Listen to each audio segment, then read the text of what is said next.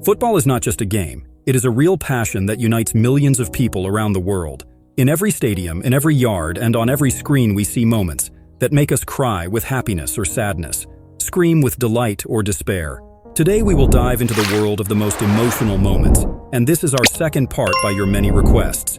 You showed such great engagement with the first part that we simply couldn't help but make a second one. And now I do not want to take away your time, so I wish each of you touching impressions from watching this episode.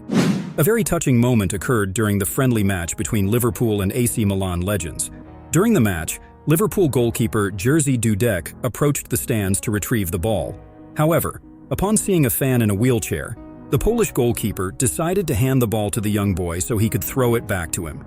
The boy was thrilled, and in turn, all the fans at Anfield began applauding the Pole. Trying to help it on its way towards Dudek. But this is the first time that Milan have had a little bit of spell where they pushed Liverpool back. Jerzy Dudek. The supporters down there watching the game getting involved. Great to see. After the friendly match ended, a boy in a Borussia uniform tried to break through to Christian Pulisic to take a photo and get the player's autograph. But the stadium staff were ready to literally throw the boy off the field. Pulisic didn't like this. He first shouted at the security, but for some reason they ignored him. Then he threw away his microphone and ran after the fan himself. In the end, Christian intervened and fulfilled the young fan's dream by taking a photo with him.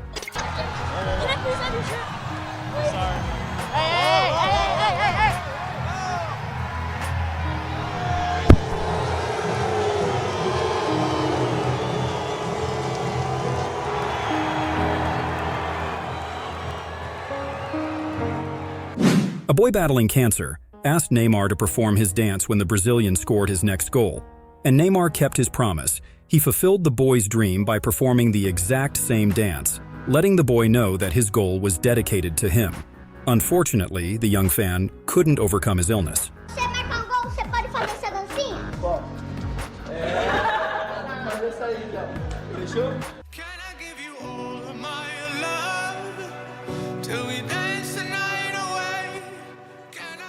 Portugal's path to the final of the 2016 European Championship can be described as pure agony. But after 12 years, Cristiano Ronaldo got closer to a dream that had already been shattered in 2004. Ronaldo was fully prepared and motivated for the final match, but his composure, focus, and determination evaporated by the middle of the first half. After a harsh foul by Dimitri Payet, Ronaldo was in shock, then hysterics, desperately trying to ignore the torn ligament. They froze his knee, and he returned to the field. But he fell again, pounding the field in tears, realizing it was over. Cristiano couldn't hold back his emotions and sobbed with a moth on his face. He was carried off the field on a stretcher in tears. During the break, the captain gave a motivational speech that touched every player. "Listen, guys, I am sure we will win. Stay united. Go out there and fight." In the second half, Ronaldo completely forgot about his injury, jumping in front of the screen in the locker room. In extra time, he couldn't stand it and returned to the bench, managing the team and occasionally adjusting the bandage on his injured knee.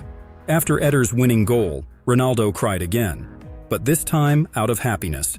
In the end, the Portuguese became European champions, and when Cristiano has come to his senses, he gave a historic speech in the locker room. "I would like to thank the man standing here." Ronaldo pointed to Santos at that moment. "Firstly, without him, none of this would have happened. Secondly, I want to thank all the players and staff, as well as everyone involved in the victory. No one believed in Portugal, but we did it, and this is the trophy we so desperately needed. I am happy," Ronaldo declared right in the locker room after the victory. Here's another episode. That might be the cutest and most touching moment in today's video. Boca Juniors snatched victory in the last seconds of the match, which upset the goalkeeper of the losing team, Ezequiel Unsane. It's clear that the goalkeeper was very distressed, but then a boy appeared on the scene, running onto the field to comfort the distraught Unsane. The boy approached him, knelt down, and hugged him. The player responded by sweetly hugging the young fan back. The club tracked down the boy through social media.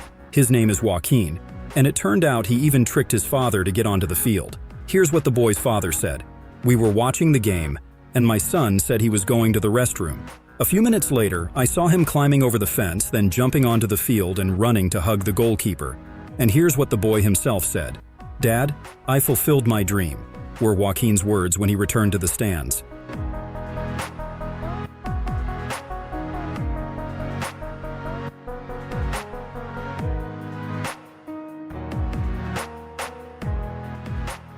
May 22, 2010, will forever remain in Jose Mourinho's memory as one of the most emotional dates in his career, because on that momentous day, his Inter was set to face Bayern Munich in the Champions League final. Rumors were already circulating that this game could be Mourinho's last in charge of Inter. That evening, thanks to Diego Milito's double, the Italians celebrated victory and lifted the Champions League trophy for the first time since 1965. Despite this, Jose felt a tinge of sadness, knowing that the Santiago Bernabeu, where the final was held, would become his home the following season. Just look at his farewell with Marco Materazzi, which fully reflects what the Portuguese was feeling at that moment. It seems we've never seen Mourinho like this before.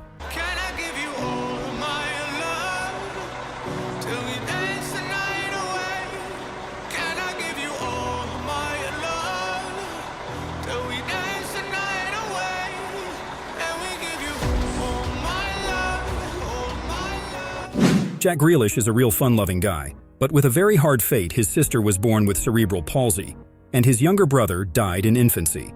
Nonetheless, Jack always has a smile on his face, and despite his extravagant lifestyle off the field, he makes fans' dreams come true. During a match in the 2022 World Cup, Grealish celebrated a goal in an unusual style for him. He stretched his arms out and moved them up and down like waves, fulfilling the dream of a Manchester City fan. A month earlier, he had met 11-year-old Finlay, who had sent him a letter asking if he could celebrate his next goal by dancing and moving his arms.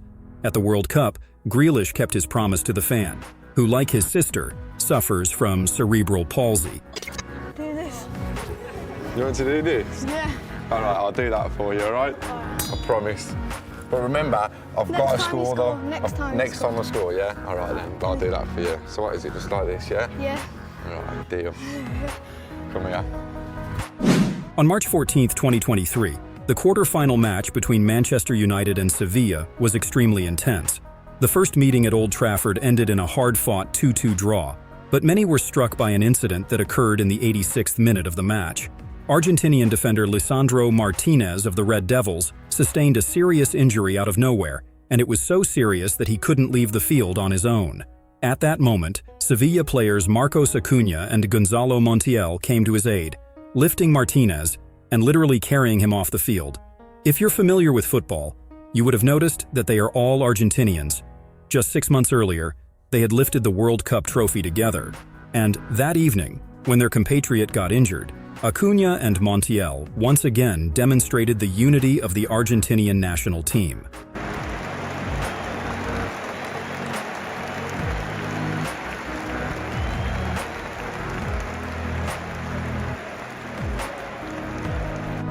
During the match between Boca Juniors and Newell's Old Boys in the Argentine Championship, Boca Juniors players decided to honor the memory of Diego Maradona by dedicating their goal to him. Later, they placed a t-shirt with the legendary footballer's number and name on the field in front of the box where Diego used to watch the matches. His daughter was there, and she couldn't hold back her tears as she watched this tribute.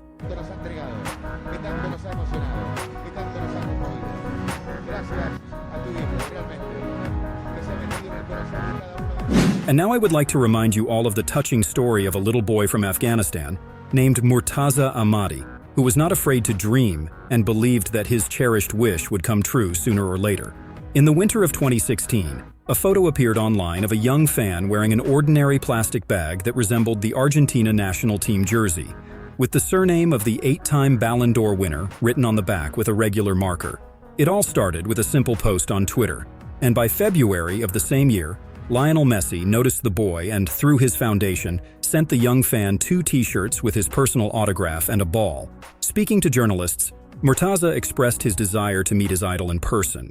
One day his dream came true. He not only sat in the arms of his idol, but also saw all the players of Barcelona. But the joy lasted not long, because after the world fame of the boy's family faced the other side of fame, the family began to receive threats from the Taliban group. Militants threatened to kidnap the boy.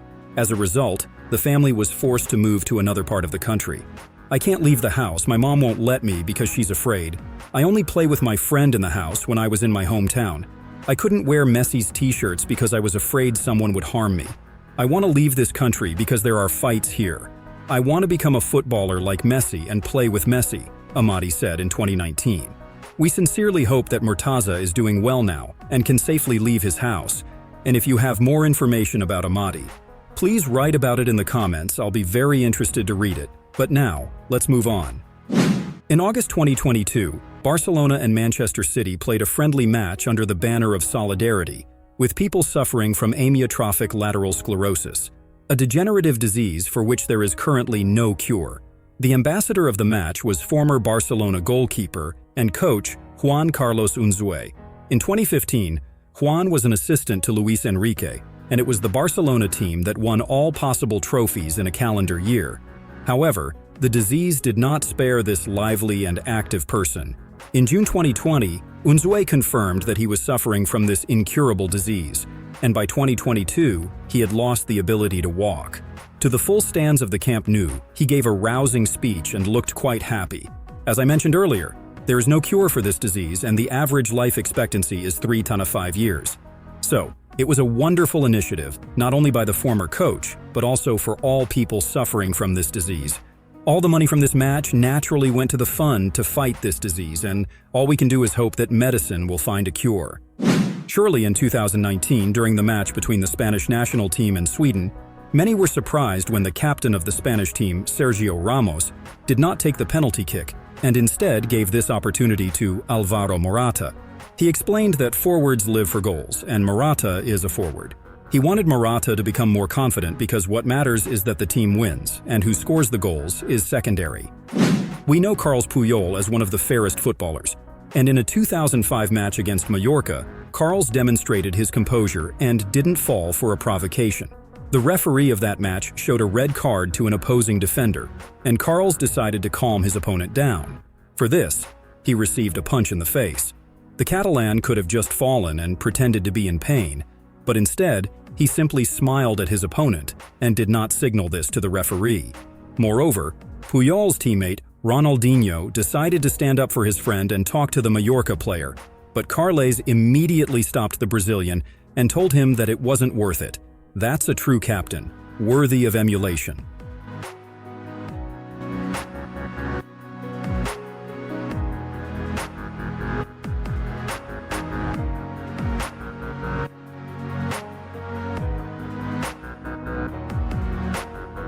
In the second part, I tried to gather diverse moments. They are all quite different, but united by one thing: football. Some use it to pay tribute, some help fulfill someone's dream, others show principles that are highly valued today, and some demonstrate that you should never give up and keep pursuing your dream no matter what. I want to once again express my immense gratitude for supporting our channel. You leave very kind comments, which we always read. We truly appreciate it, and it's our main motivation to create more quality content for you. Don't forget to share this video with your friends, and most importantly, love football, and take care of yourselves and your loved ones, as that's the most important thing. I'ma take this badge off